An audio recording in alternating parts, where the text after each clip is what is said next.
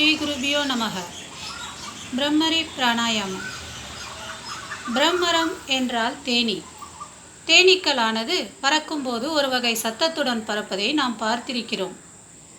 அதுபோல் மனிதர்கள் பிராணம் என்று சொல்லப்படும் உயிர்காற்றை சுவாசம் செய்து வாழ்ந்து கொண்டிருக்கிறோம்.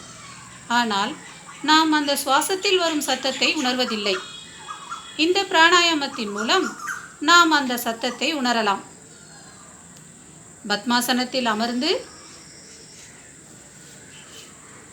கண்களை மூடியவாறு கைகளில் இருக்கும் ஆள்காட்டி விரலை நீட்டி மூச்சை மெதுவாக உள்ளிழுத்து ஆள்காட்டி விரல்களை கொண்டு காது துவாரங்களை அடைத்துக் கொள்ள வேண்டும். பிறகு இம் என்ற சத்தத்துடன்